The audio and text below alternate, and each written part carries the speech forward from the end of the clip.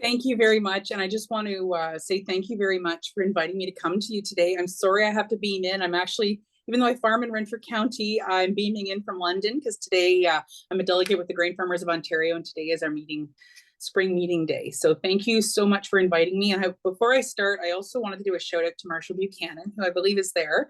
Marshall is a dear friend of mine and a local leader. Even though I'm actually involved with the Ontario Federation of Agriculture, the NFU in our community provides a pivotal role. And I just want to give a shout out to Marshall and his team and all of you for all you do, because it fills a very important role in agriculture. And so it's nice that we can collaborate. So I'm going to be going at a very different perspective than a lot of your other panelists, and I hope I'm not too high level, but hopefully this is something that can bring some value just to show the different scope and scale, because we have a lot of common goals and values. So I do farm in Renfrew County with my partner Michael and my wonderful children, and we have one wonderful employee who's also the primary caregiver for his children. So it's a little bit of a nuance trying to keep up with the workload. If you can go ahead to the next slide, I'd appreciate that. Thank you. So, and thank you, David, for the wonderful introduction. So I don't really have to talk about anything here. The only thing I would say is I started out in cow-calf and very much appreciate livestock in a good rotation system for management. Unfortunately, our succession plan, because I used to manage a farm input supply business, was a bit of a dumpster fire, and there needs to be a bit of whiskey for that conversation. So I'm now starting again at 40. As a first generation farmer, and that's where the bees came in. And as much as I loved growing all of those different crops, unfortunately now I don't have access to the seed business, so I'm not as able to grow as many, but I'm trying to introduce as much diversity I can within my market and scope. And I have the privilege of also teaching at Algonquin College's agribusiness program, because when Kemptville College closed, it left Eastern Ontario very underserviced, and I'm very much enjoying that role. So we can go to the next slide if that's all right. So there's an African proverb that I love that says, smooth seas don't make for skilled sailors. And my husband and I, whenever we decided to start farming, he was raised in Bruce County, I was raised in Renfrew County.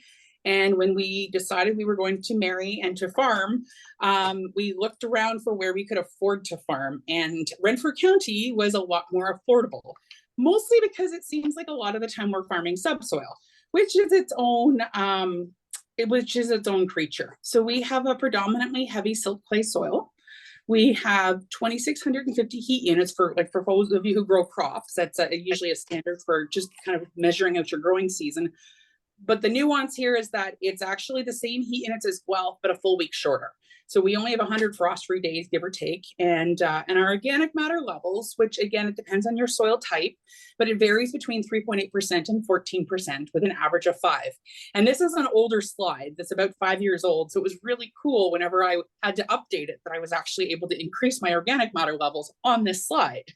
So it was kind of nice to have this opportunity. Thank you. And we live in a rain shadow. So growing up and for myself in my early farming career, our biggest challenges are always drought, soil structure, time, cash flow, and labor. So no matter the scope and scale, I think any farmer can appreciate those. If you can go ahead to the next slide. So when you're farming, a lot of the time you're going day by day and you're doing your very best. And I sometimes find it's more about, you have these aspirations and then life happens. So sometimes it just seems to be more a matter of like, what's the least worst decision I can make today, which is terrible to feel like. So for me, it was more a case of when we had a drought in 2012, we had a level 3 drought. We have regular summer droughts and tight soils. So there was feelings of financial stress, helplessness, and frustration, and recognizing we needed to do something different. We don't really live near a lot of markets. We had a lot of access to good land, but grains and oil seeds work really well when you don't have a lot of labor available and you don't have a lot of markets nearby. And growing horticultural crops on tight clay soils is very tricky. So our specialty was grains and oil seeds. So thankfully within that structure, there are opportunities for long-term profitability in terms of like risk management and keep evolving. But that also means that you need to be not afraid to look at what your sacred cows are and your bad habits are. Like, just because you've always done things a certain way doesn't make it sustainable. And so with the current landscape and what my soils were telling me, we needed to make some changes. So you can go to the next slide. So I used to have this as sustainability goals, but sometimes I feel like sustainability has been hijacked. And so I'd rather move to the fact that, in our farming system, despite it maybe being similar or different to many of you, we have a lot of the same goals. And profitability is tough because it's hard to be profitable. But at the same time, if we're not being profitable, then that means that our family is subsidizing someone else's family by having cheap food. And food needs to be affordable and accessible, but we need to be able to recognize that every creature within our ecosystem needs to thrive. And that means we're at least allowed a fair wage as the farmers. That's at least our philosophy. Resiliency, we really needed to make sure that not only were our fields resilient, but we were ourselves, our staff, and our community, our suppliers. Like, we're an ecosystem, right, for the social and the environment. And trying to explore new opportunities. So again, the beekeeping, I became a beekeeper as a response to neonicotinoid legislation. I wanted to better understand what my impacts in grains and oilseeds were actually having on my environment. It made me a better beekeeper, and it made me a better farmer and a better agronomist. And so I'm just always a big fan of, crossing into other ecosystems of how things are run to better understand, unintended consequences and how we can share goals. We do fertility management, and we've really focused on improving our soil health and structure. On the heavy clays, we really need to mitigate compaction, and always a goal to increase biodiversity, because I find that my best staff are the ones that never need a day off. Not that Dave's not amazing, but it's a lot easier to maintain the creatures that help keep our ecosystem thriving. And the best way for us actually, honestly, to get in on this was emergency feed to extend pasture season for our neighbors. It's this collaboration that helps us all benefit. You can go to the next slide. So the biggest thing for us in making our soil changes, because it's really hard, is these are some of the different fields I manage. And I used to farm with my parents, and there was always a lot of very big discussion about what we needed to do different, how things needed to change. And we've all these different biases, right? Like, I'm always really a big fan of reduced tillage and lots of diversity. While my dad was always a little more like, we need to be focusing just on what the maximum profit is per acre. And I'm just like, we need to take that out farther. So what we started to do was keep track of our yields field by field. And we actually keep track of which fields are above and which fields are below average and contributing to our ecosystem. And there's been some rented ground that we've fired because it wasn't bringing value and we weren't able to give the soil what it needed, or the landlord wasn't willing to allow us to invest in things to improve it. So again, it was better off with a different farmer. You can go to the next slide. And so the biggest thing for us on our soil health journey is to actually listen to what our soil is trying to tell us.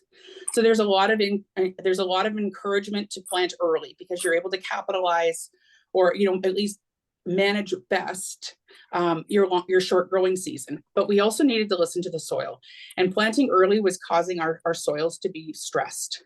We really needed to reduce our recreational traffic, and we needed to stop working for free. So we needed to be able to have at least some return on investment so we could continue investing in our soils.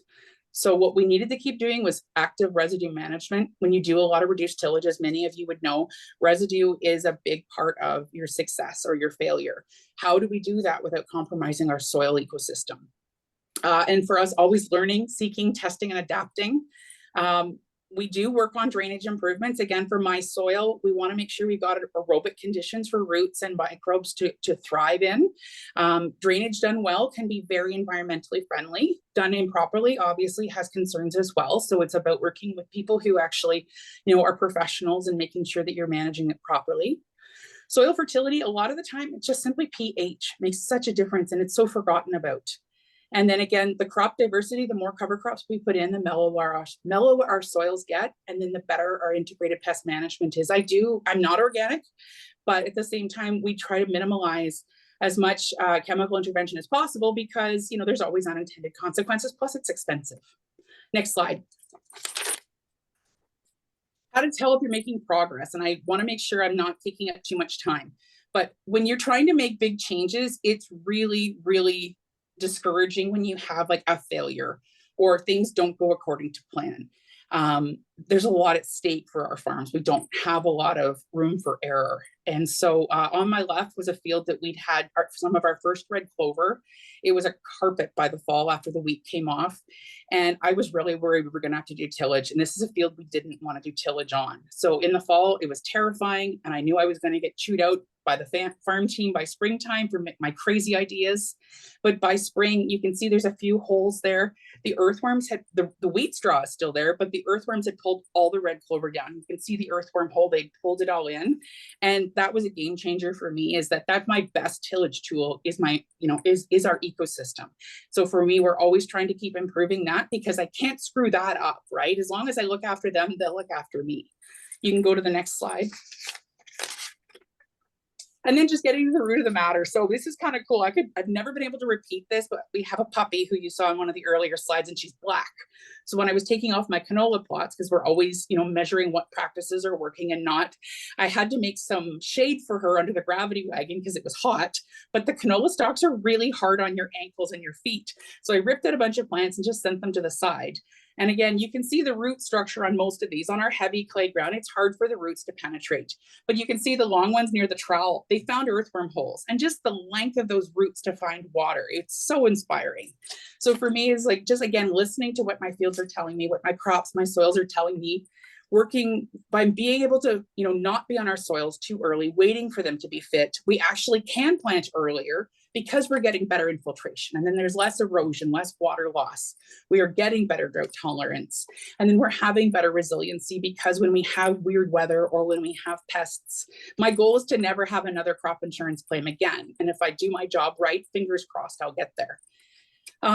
Better management decisions. You can't manage what you don't measure. So again, soil health journey has actually, the side effect has been, I'm feeling more confident in my decision-making.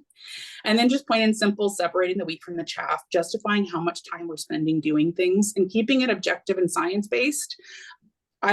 We have room for values. Values is what gets us out of bed in the morning, and goals, but we also need to make sure that we don't maybe sometimes tell ourselves the lies we want to hear. And it's hard because it's never easy in a systems-based approach, right? Next page. I think I'm almost done. I wanted to make sure you have time for your other folks. So again, on our farm, we've got a few successes and a few, I don't like to call them failures, I like to call them learning opportunities. So we've been very successful with planting, underseeding wheat to red clover. We've actually now started using a drone for this, which is really cool. We've got a local business that offers that service. Then we trade, I grow seed crops for them, and in return, they do some drainage work or some drone work for me. We've been trying some processed sewage from City of Gatineau and City of Smith Falls, but unfortunately they can't seem to get their poop together, so they're not very reliable, but when I can get it, I do.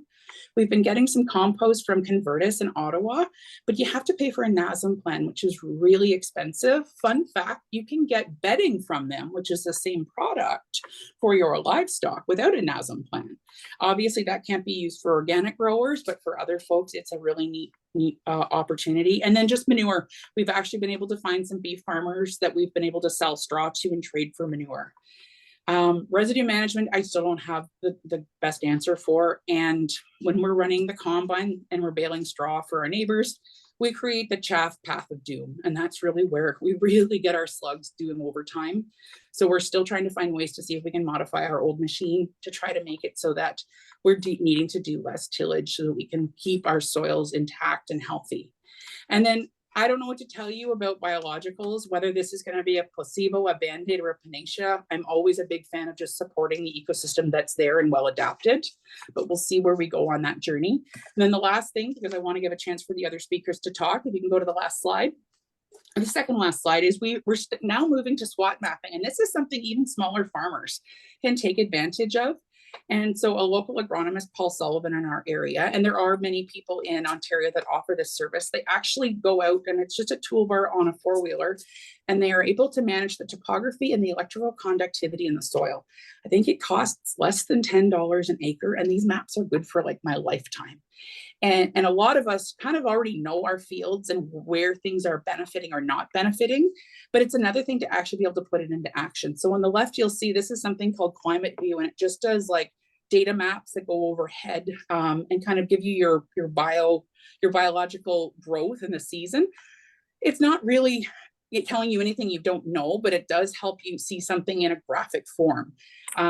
For us, being able to move to prescriptions and variable rate, which is tricky because we don't have a lot of equipment that can afford to do this.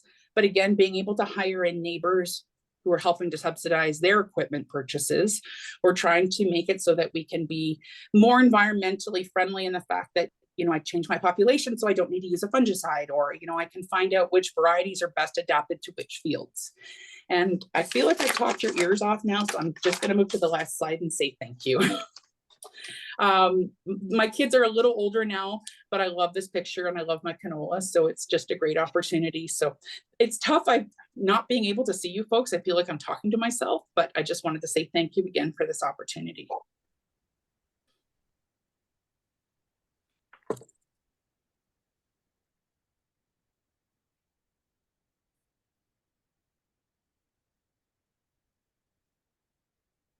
All right. Next up is Lily.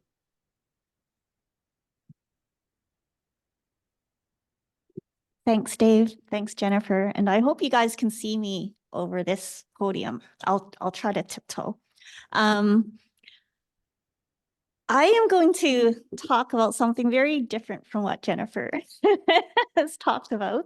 And I hope that's going to be okay with you all, because I feel that a lot of the individual management techniques, you know, for soil health can be found in a lot of different places, online, through Vivian, through books and webinars and so forth. So I don't want to go over stuff that everybody can easily access, but I do want to talk about, I guess, the epiphanies or learnings that that have come to me through my own journey. My farmland that I'm renting is quite different from what Jennifer is working on. The farm that I'm on right now has never had chemicals applied. It was a century farm before it passed into the hands of the current owner. And it's had cattle and sheep and goats and horses, you know, just free grazing over the pastures. So pretty degraded pasture lands, but still, you know, pretty untouched, so to speak. No tile drainage laid down, you know, and obviously it hasn't been tilled in like forever. So very different starting conditions. And I did buy machinery, and because I'm not at all mechanically inclined, I often cursed my machinery more often than I operated it. So, so that was, you know, my motivation to basically go very little mechanical aid. And I did somewhat till in the beginning, but then I felt too guilty. The more I learned about soil health, the more guilt I felt about even cultivating, like running a cultivator through the field. So, so basically, you know, I applied deep mulches. I did try some cover crops, but then I felt silly buying cover crop seed when all I had to do was look around and the field was already covered in the wild plants that we call weeds. It's like, there is my cover crop. Why, you know, why should I buy cover crop seeds, you know, and tell the earth what should be there when obviously, you know, the earth has already chosen, you know, what it feels needs to be there. And so I stopped doing active cover cropping. And because of that, I had to manage the weeds because they were just overwhelming. And that was when I decided, because, you know, I'm a trained herbalist, you know, I know the medicinal and food value of a lot of the wild plants that we call weeds. It's like, I'm just going to forage this and I'm going to sell it at the market. You know, I'll also plant stuff and sell those too. But, you know, I am going to utilize the crops that nature has planted for me. And that's worked out quite well for me. it's been a long journey of 3-4 years to educate my customers about how delicious, lamb's quarter can be and how nutritious it is, but they've educated me as well, because my customers are like, I cannot find this anywhere fresh, right? I have customers from Eastern Europe telling me that where they come from, nettle is a staple green. And they were so happy to find it fresh, that they didn't have to go to the boonies to forage it. They can just come to Trinity Bellwoods and buy it.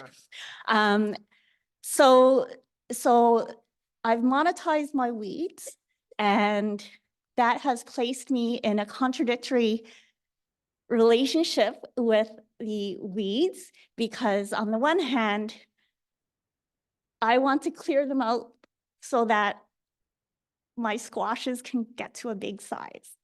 On the other hand, if I clear them out, then I have nothing to sell or very little to sell.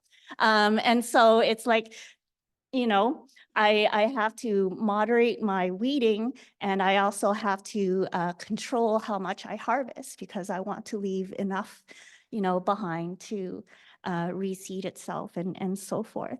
But in that struggle, I think that what I learned is that we need to stop using the word weeds, because it puts us in this mindset. It's quite a colonial mindset. Why should we consider the plants that are already there, have already established communities there? They are not unwanted. They are very much wanted by the insects, by the soil biology, by the, all of the wildlife love the weeds. It's only us that don't love the weeds, and it's only us that want to eradicate them. And we are the newcomers, to whatever piece of farmland, that we happen to be on. We are the newcomers. We should not be the ones dictating who should be there, who belongs there, and who is valued. And so I guess for me, being a farmer who by necessity and incompetence is, no till and no mechanics, I feel that if we, because Vivian talked last night about, definitions of regenerative agriculture, and there's no set definition. And that got me thinking, and I think that whatever definition of regenerative agriculture that we come to as a community, I feel that a core part of it needs to be decolonial agriculture. We need to unsettle the settler in our mind, right? So that when we approach, the land that we want to coax food from, that we do it in a genuinely loving way, towards all the life forms that are in and under that land, and that we work in true partnership with the earth. Because if we can't do that, then that land will not regenerate. Even if we do minimal till, if we till only once a year, that's still tilling every year. And every year when we till, we destroy the living communities that exist on and under, the earth, right? And communities, when you destroy them, when you put them in a blender like that, it takes longer than a year to reestablish. And if we do it every year, then every year we're going to see a decline, right? And so when you do minimal till, it is harm reduction, but you're still doing harm. And if we really, really, really, really, really want to get away from this current paradigm of industrial, conventional, destructive agriculture, then we can't settle for harm reduction. We have to basically transform everything, transform us, transform our way of life, transform our relationships with the earth. And I think that, when we talk about no-till, actually, we're not really talking about an alternative, because from what I understand of the history of no-till, it came about because conventional agriculture wanted to solve the problem of soil compaction, which is a lofty goal, right? And obviously, you want to avoid compaction, you avoid tilling and heavy machinery. But what was the solution? The solution was more chemicals. And so if you look at the no-till advice for large industrial farms, you know, it's still heavy machinery, but heavy machinery to spray more chemicals, right? And so that's, you know, so we really, I guess what I'm trying to say is that we really need to decolonize agriculture, and we really need to get away from our current system that we are living in, and that is beyond any one individual farm or farmer, that it is a truly, truly collective endeavor, and it requires economically irrational, suicidal action. So I don't know. I think I'm done.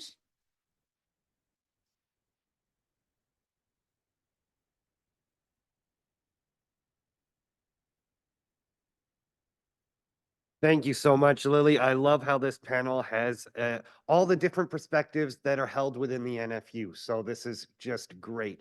And next up is Katrina, backed up by Tony. Katrina is also joining us online, and we're just going to queue her up now.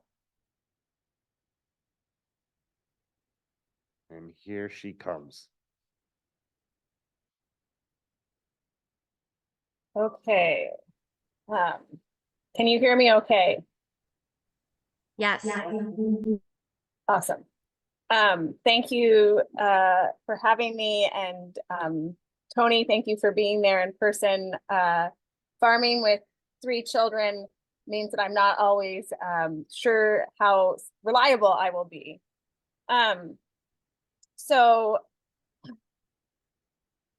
what we bring to this panel is that we are primarily livestock farmers. And so we're going to talk about our journey, and I wanted to invite Tony first to give a little bit of history. It'll kind of help set the context of where we are now on the farm, which is what we're going to specifically talk to. Okay, well, bought the farm in 1973. It had been cash crop for about 15 years with mostly corn, I believe, with nothing going back on the land. And that first spring I had to plow it because the previous tenant did not fall plow it as he was supposed to. And I basically made a lot of clay bricks because the soil organic matter was likely well under 2%. And so then over the years, we went to initially a rotation that was a 7-year rotation with a winter grain underseeded with red clover, followed by a year of red clover for hay, and then that plow down with a year of mixed grain underseeded with some kind of hay pasture mix, and then 4 years of hay and pasture. So that got us started, rebuilding the soil, and then with livestock adding manure and pasture to the mix. And then in 1995, we basically decided that you could now buy organic mixed grain a lot more easily than you could grow it on our hilly farm. And we stopped buying grain and basically became a hay and pasture operation. And so that's what it's been for the last 20 some years. So that's the sort of context that you're going to see. And one of the things I'd like to say in terms of know your own context is if we'd started doing some of the things we'll talk about in this slideshow that we're doing today, when we got the farm, we'd have probably made a lot of clay bricks reinforced with some organic material that had been stamped in by the livestock. So having a biologically active and healthy soil is an important part of what you're going to see today. Thank you. So when I came back over to the farm in 2014, Mom and Dad had really started to get into Gabe Brown and regenerative agriculture. They were also playing with some key lines. But the 5 principles of Gabe Brown's that we are currently using on the farm are to limit disturbance, so ideally no-till, Armor the surface, we want to keep it covered and protected.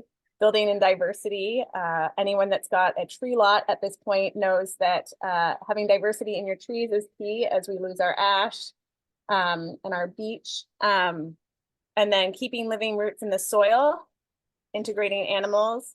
And a sixth one that's been added is local context, which Tony referred to. So here, the field on the right is a no-till field, and it's still got lots of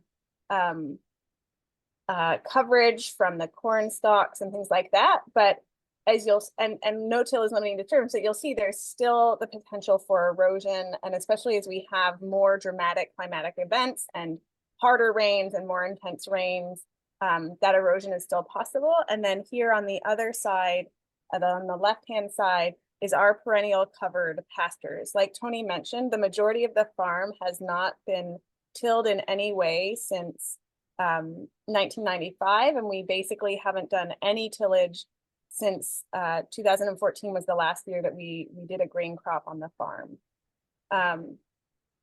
And we've changed how we pastured. When Tony and Phan started, you know, they used to have one big pasture for the winter. So this is in the winter. We've always done a bit of rotation in the summers, but in the winters, what we did is we would have what we called a sacrifice pasture, where we'd have one big pasture and all of our cattle would be out on it for 4 months.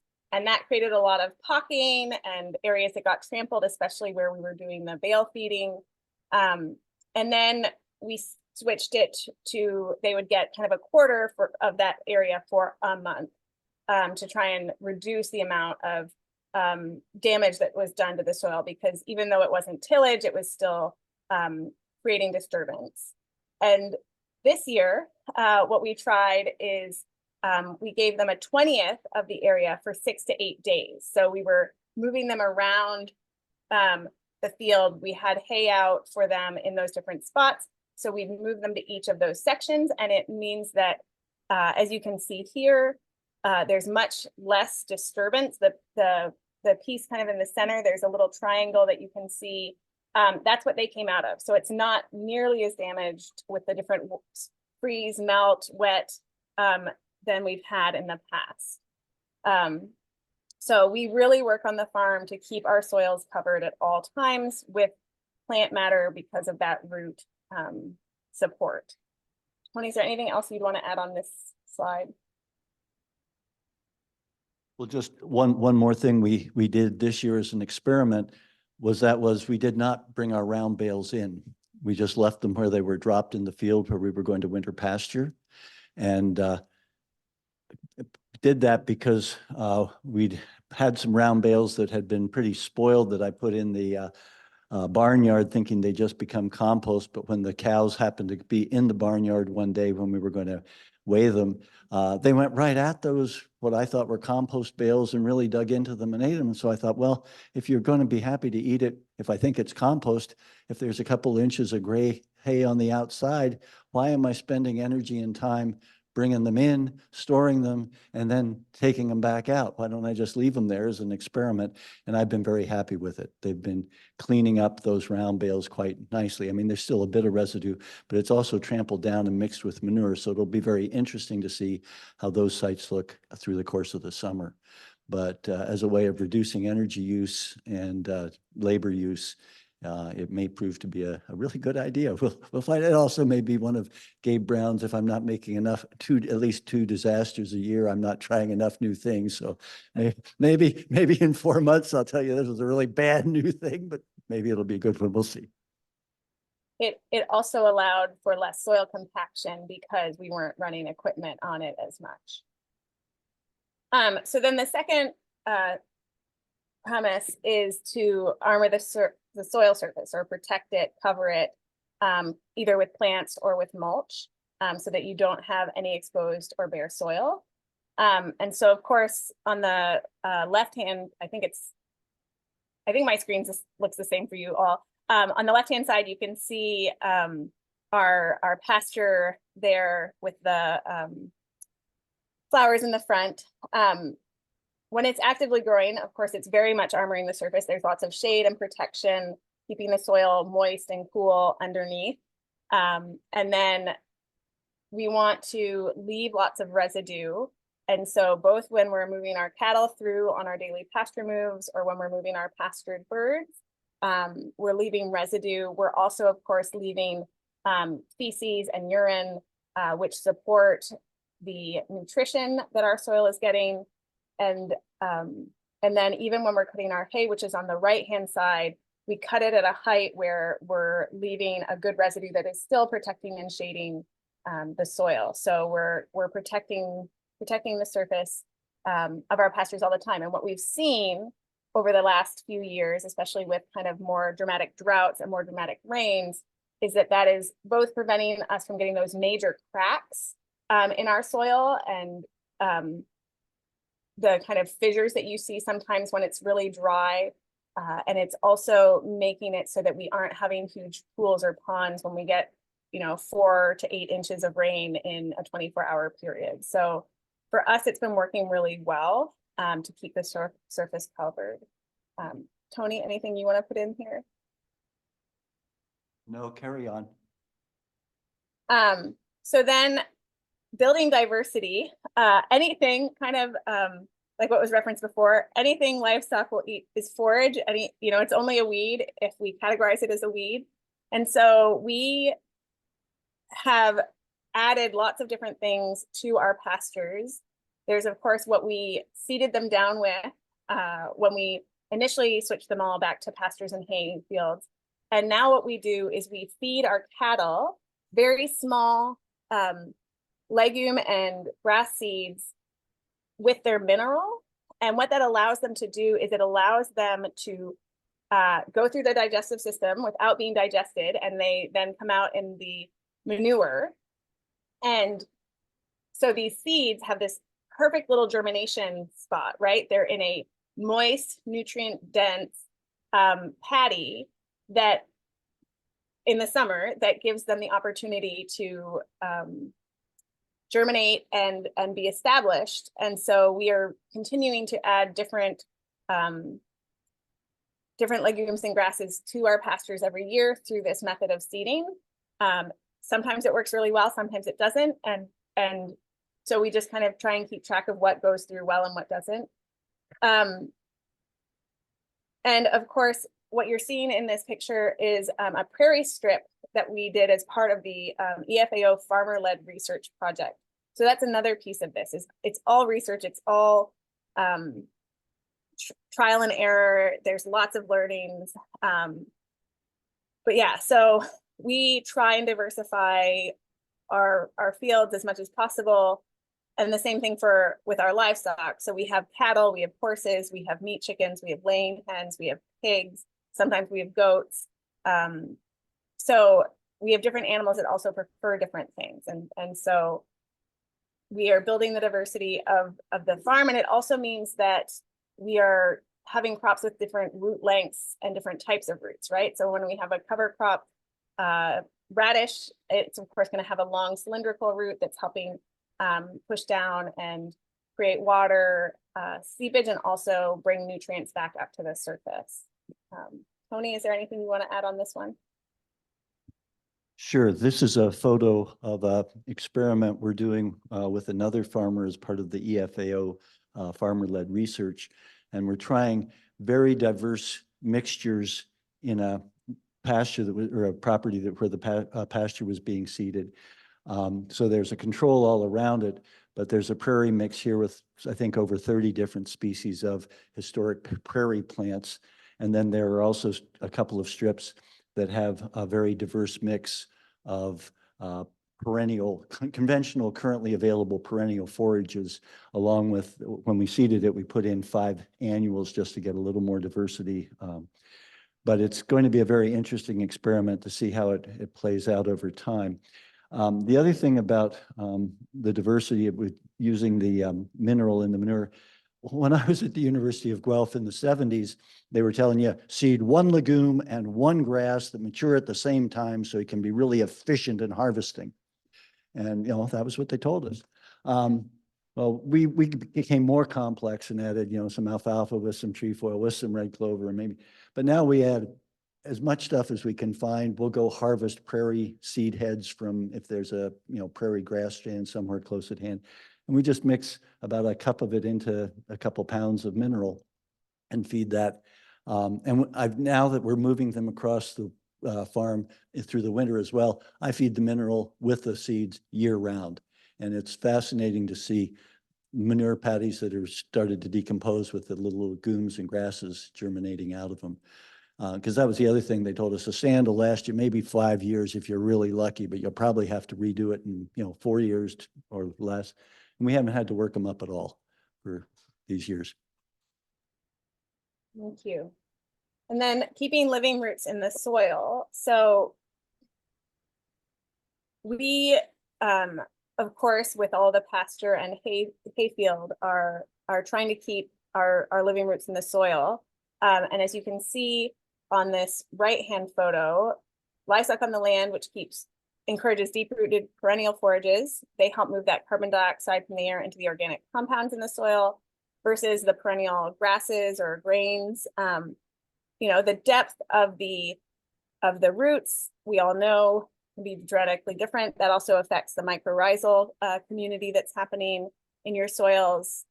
And so as much as possible, we keep living roots in the soil. We're always planting out more seeds, and we are using the excess from our winter grazing of bales. That is creating a mulch that then supports the plants in the early spring regrowth. Tony, is there anything you want to add to this one? No. Okay, integrating animals. Like I said, we have a variety of different animals. And for us, what is great about integrating animals is each of their manure has different nutrient breakdowns that help with our pastures and the soil management. They also all like different things, and they do different things to pastures. Our horses and our sheep clip grasses much more like a lawn or a golf cart. Our cattle are more likely to leave more standing residue. The chickens end up, depending on the length of the grass, pastures knock a bunch over and walk in it while eating it. The pigs, if they're left too long, end up moonscaping and can be used for kind of getting out those deep rooted things that we're trying to eradicate from our pasture areas. So having their urine, having their manure, and then having their different grazing habits really supports our land management, and for us has been integral to our soil health. The stories Dad tells and Mom tell about the kind of clay bricks that they were making when they first got the farm is unimaginable for me at this point of having the farm. It's the organic soil matter is so dramatically increased that I can't fathom it. Tony, is there anything you want to add? Nope, carry on. Katrina.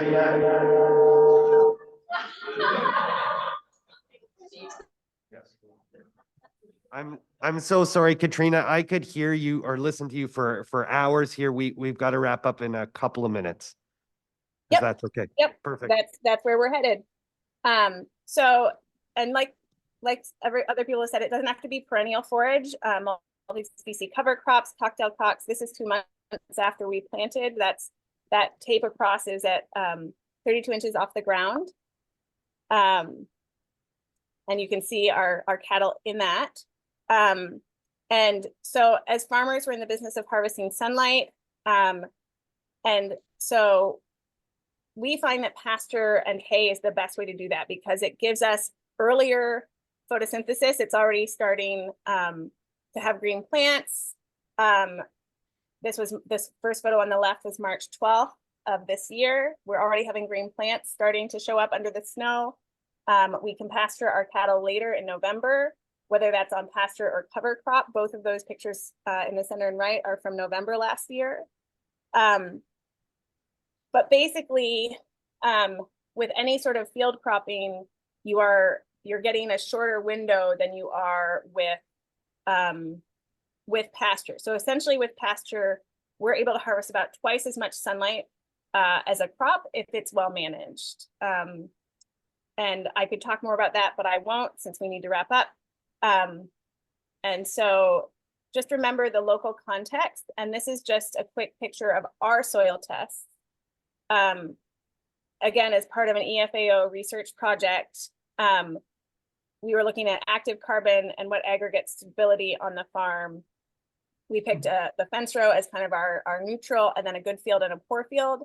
And they all, even though they are very different in our opinion, they all came out very high for active carbon, and the fence row and our good field were very high for what aggregate stability, and high for the field that we thought was a poor field.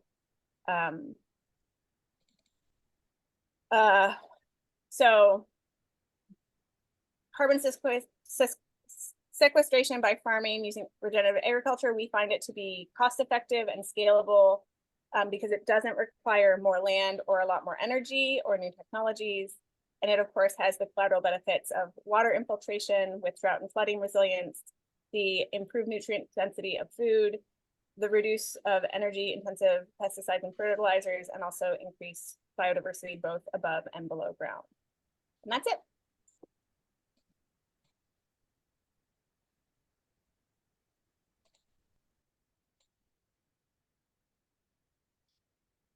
Oh man, I feel so bad cutting off Katrina and Tony there. I could really listen to you forever. Thank you so much to all three or four rather of our panelists today. This was fantastic.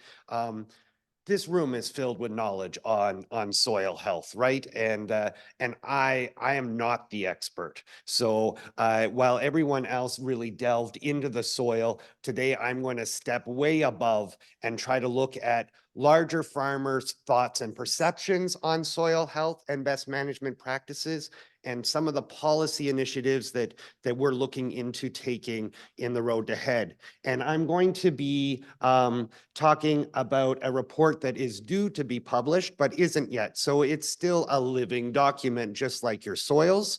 And if you have any questions or comments or feedback throughout, please come to see me afterwards, because we'd like to make this report really reflective of the NFU-O's membership. Okay, so the purpose of this study was to examine farmers' attitudes and perceptions of nutrient management, including the risks and solutions to water contamination from animal manure and synthetic nitrogen and phosphorus fertilizers. Now, the need for this study was driven by a number of Ontario-based crop and livestock farmers who wanted to better collectively understand, address, and reduce agricultural non-point sources of dissolved reactive phosphorus. Originating primarily from synthetic crop fertilizers and livestock manure, DRP is the leading driver of the re-eutrophication of Lake Erie and the persistent spikes in harmful algae blooms. Scientists have warned that algae blooms severity will only worsen with climate change. Their models suggest extreme spring precipitation will mean many farmers will need to reapply fertilizers lost due to surface runoff. These same experts warn that only widespread implementation of on-farm nutrient conservation and a variety of best management practices will adequately restrict phosphorus and manure and fertilizer from entering the Ontario Grand, Thames, and Sydenham watersheds and bring Lake Erie's blooms to management levels.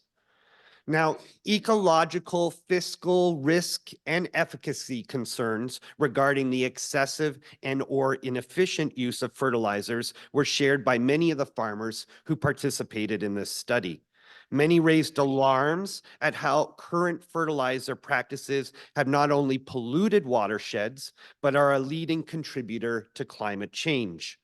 Others rightly complained about feeling gouged by fertilizer suppliers. On average, more than a fifth of conventional farmers' input costs are shelled out to buy fertilizer products. So the survey itself, just under 250 farmers participated in this survey. 59% reported being within the Lake Erie Basin, and about half were NFU-O members, and the other half were made up of farmers affiliated with either the CFFO or the OFA. Now, these surveys were both online and over the phone. Jacob Keary Moreland is in the room, as is the co-author, Sarah Collins, who's not here today. They spent hours talking on the phone to folks, typically about an hour per call. So they really got some very in-depth, insightful knowledge from the farmers they were able to chat to. Small to mid-sized farms under 239 acres represented about half of those surveyed. And about 60% of respondents declared they farmed conventionally, i.e. they use both synthetic fertilizers and pesticides, while 28% farm organically. Field crop farmers comprised the majority of those surveyed. 3/4 of the respondents grew field crops, while another 54% raised livestock, and about 1/3 produced specialty products. Over half of the respondents reported producing a mix of commodities.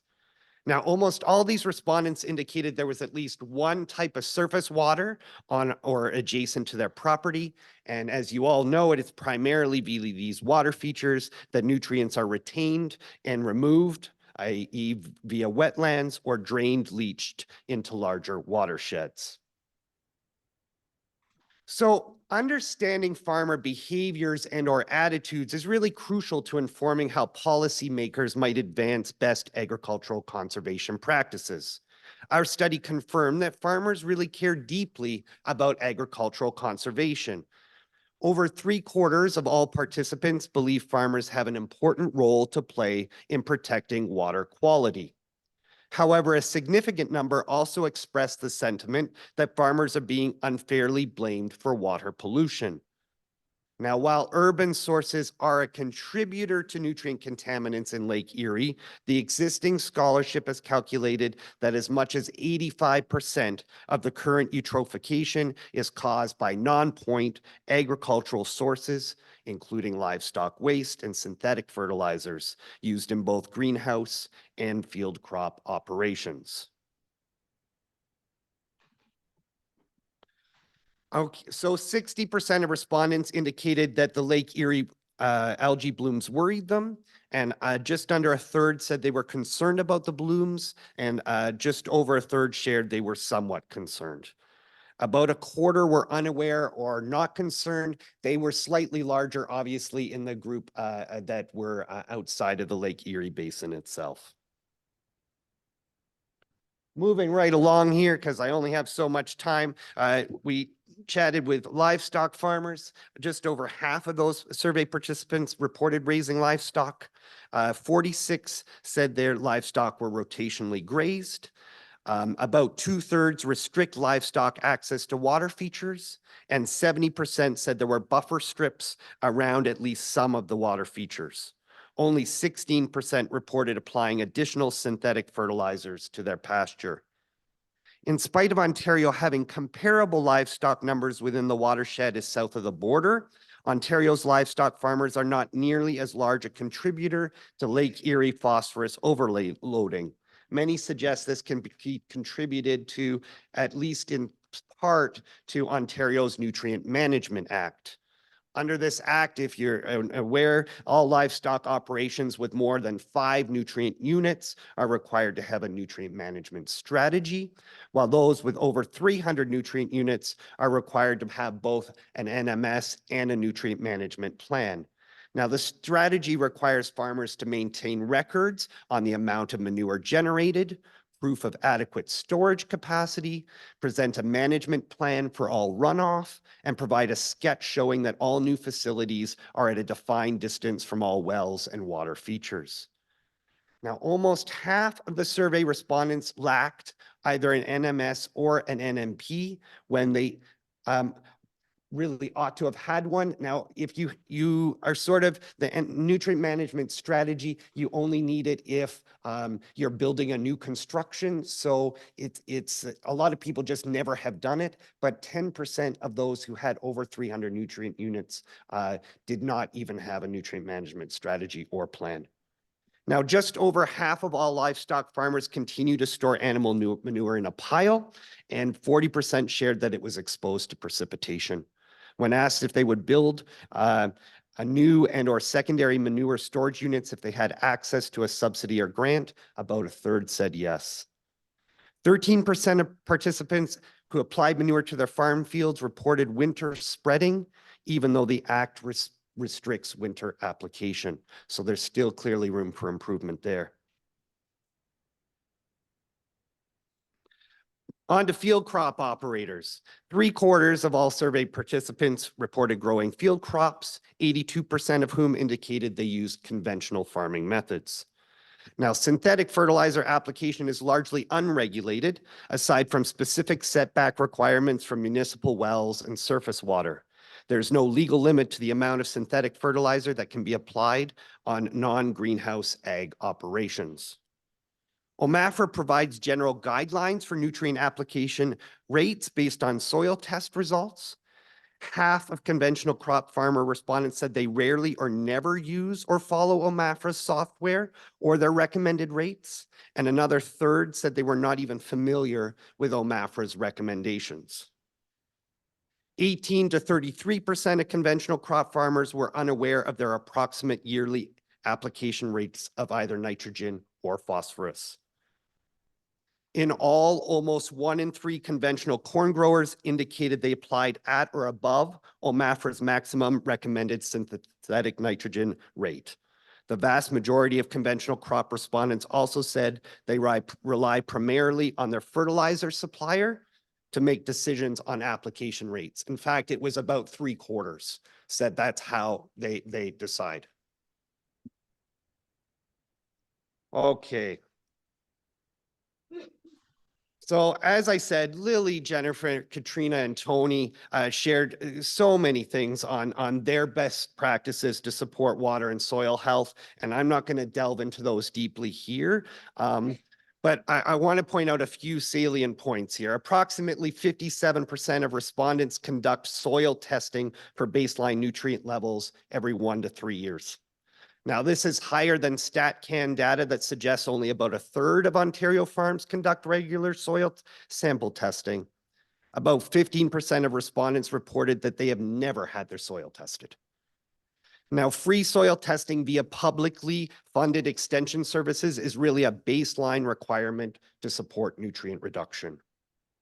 Approximately 3/4 of conventional field crop farmers shared they always or usually follow the 4 R's of nutrient stewardship of right time, right placement, right source, and right rate. On the figure to the right here, you can see a breakdown of respondents' adoptions of BNPs from a variety of erosion controls to drainage water management techniques. Only 15% of survey participants reported they have ever applied for grants, cost share programs, or subsidies in the past 10 years to support improved management of farm nutrients, even though organizations like conservation authorities and the Ontario Soil and Crop Improvement Association offer excellent supports. And we're going to hear from Nancy Van Sass about those later on today. And only 10 to 20% of Ontario farmers participate annually in the Environmental Farm Plan program, falling stubbornly below the Ontario Biodiversity Council's target of 25%. Okay, now the real meat. We're coming to the recommendations. Am I doing okay for time, Taryn? You got a few minutes? Okay. So these policy recommendations seek to showcase farmer commitment to ecological protection, advance measurable and quantifiable improvements to soil and water quality across all agricultural operations, challenge agricultural approaches that prioritize maximizing yields over profitability while disregarding negative environmental outcomes, and help ensure that farmers can make a dignified and profitable living without damaging the land and water on which they depend. So the first is we really need to reintroduce comprehensive OMAFRA extension services for nutrient guidance. We need trained public agronomists capable of assisting farmers in calculating the most efficient and sustainable nutrient applications on their fields. These extension services should also provide free soil testing for all farm operations. The study found that the vast majority of farmers take commercial fertilizer suppliers' advice at face value in spite of the evident conflict of interest. We need to provide public education campaigns, including free and accessible training on least cost crop production, a term coined by Don Saparis, or farming for maximum profit versus maximum yield. Crop farmers spend on average 1/5 of their input costs on fertilizers. Both the environment and farmers would benefit from education campaigns on practices and methods that reduce the total amount of fertilizers required to grow their crops. More than 3/4 of crop farmers surveyed were interested in exploring the possibilities of least cost crop production. The appetite's there. We need to increase quality and quantity of public and private grants, subsidies, and cost share programs. Financial supports like those currently offered by the OSCIA are required to support farmers who make voluntary ag conservation improvements. These grants and subsidies need to be easy to apply for, equitably administered, and long enough in duration to measure the efficacy of any intervention.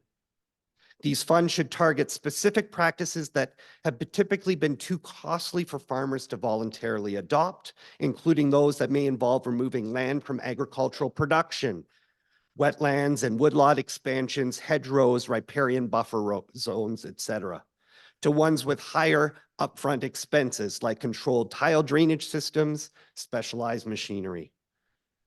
We need to explore how participation in agricultural tax and federal program incentives could be made cross-compliant with the adoption and maintenance of on-farm agricultural conservation practices.